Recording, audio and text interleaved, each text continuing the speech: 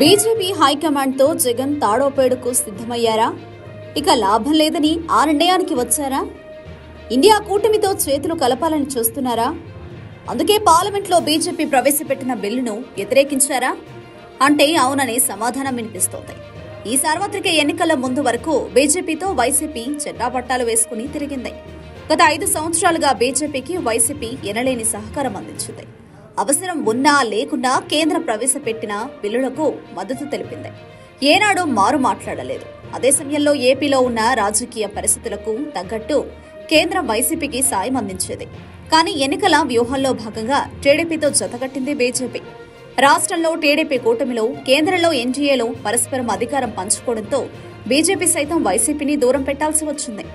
అటు వైసీపీ సైతం ఏదో నిర్ణయం తీసుకోక అనివార్య పరిస్థితి. కేంద్రంలో కీలకంగా ఉన్న టీడీపీ మాట కంటే తమను పరిగణలోకి తీసుకునే అవకాశం లేదని జగన్ ఒక నిర్ణయానికి వచ్చారు. అందుకే మొన్న ఇండియా కూటమి పార్టీలను సమీకరిస్తూ ఢిల్లీలో జంతర్ మంతర్ వద్ద ధర్నా చేశారు. కాంగ్రెస్ మినహాయించి ఇండియా కూటమి పార్టీలన్నీ మద్దతు తెలిపాయి. జాతీయ స్థాయిలో మారిన రాజకీయ పరిస్థితులు ఏపీలో పార్టీ ఉనికికి జగన్ ఇండియా కూటమి వైపు అడుగులు వేయని పరిస్థితి ఏర్పడింది. ఎన్డీఏ ప్రభుత్వం సుస్థిరతకు తెలుగుదేశం పార్టీ కీలకం. ఆ పార్టీ గెలిచిన 16 పార్లమెంటు స్థానాలు ఎన్డీఏకు అవసరం. అదే సమయంలో రాజ్యసభలో బీజేపీ బలం తాత్కాలికంగా తగ్గింది. వైసీపీ 11 మంది రాజ్యసభ సభ్యుల అవసరం ఏర్పడింది. అయితే మొన్నటి అసెంబ్లీ ఎన్నికల్లో బీజేడీ బలం కూడా దూరమైంది. ఆ పార్టీకి 9 మంది రాజ్యసభ సభ్యులు ఉన్నారు. ఒడిశా అసెంబ్లీ ఎన్నికల్లో బీజేడీని విభేదించి ఒంటరిగా పోటీ చేసిన బీజేపీ అధికారంలోకి వచ్చింది. అయితే తనను మోసం చేసి బీజేపీ అధికారంలోకి వచ్చిందని బీజేడీ కోపంగా ఉంది. అందుకే ఆ పార్టీ సైతం బీజేపీకి దూరమైంది. వైసీపీ సైతం యూటర్న్ తీసుకోవడంతో ఎన్డీఏ ప్రభుత్వానికి చుక్కెదురైంది.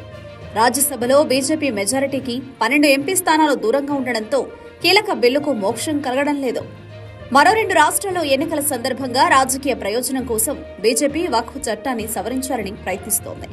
అందుకు సంబంధించి బిల్లును రాజ్యసభలో పెట్టింది. అంతకంటే ముందు లోక్సభలో ఆ బిల్లుకు ఆమోదం లభించింది. అయితే ఇప్పటి వరకు ఎన్డీఏకు సహకరించిన వైసీపీ, బీజేడీ వ్యతిరేకించాయి. అయితే లోక్సభలో సంపూర్ణ బలం ఉండడంతో ఆ బిల్లు నెగ్గగలిగింది. ఆ 2 పార్టీలు వ్యతిరేకించడంతో కేంద్రానికి రాజ్యసభలో చుక్కెదురైంది. ఈ పరిణామంతో జగన్ ఒక స్థిర నిర్ణయానికి వచ్చినట్టు తెలుస్తోంది. మరోవైపు పార్లమెంట్లో ఏపీ విషయంలో వైసీపీకి ఇండియా కూటమి పార్టీలు అండగా నిలుస్తున్నాయి.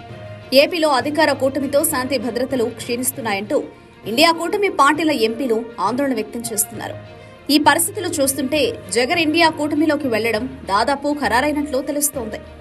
అయితే వైసీపీ వ్యవహార శైలిపై అనుమానం వచ్చిన కేంద్ర ప్రభుత్వం ముందస్తు వ్యూహం పన్నింది. ఆ బిల్లును జాయింట్ పార్లమెంటరీ కమిటీ పరిశీలనకు పంపింది. మరికొద్ది రోజుల్లో రాజ్యసభ ఎన్నికలు జరగనుండడం, బీజేపీ బలం పెరగనుండడంతో ఈ నిర్ణయానికి వచ్చింది. అంతవరకు బిల్లు జాప్యానికి నిర్ణయం తీసుకుంది. వైసీపీ ఒక నిర్ణయానికి రాగా బీజేపీ సైతం వైసీపీ విషయంలో సీరియస్ గా ఆలోచన చేయడం ప్రారంభించింది.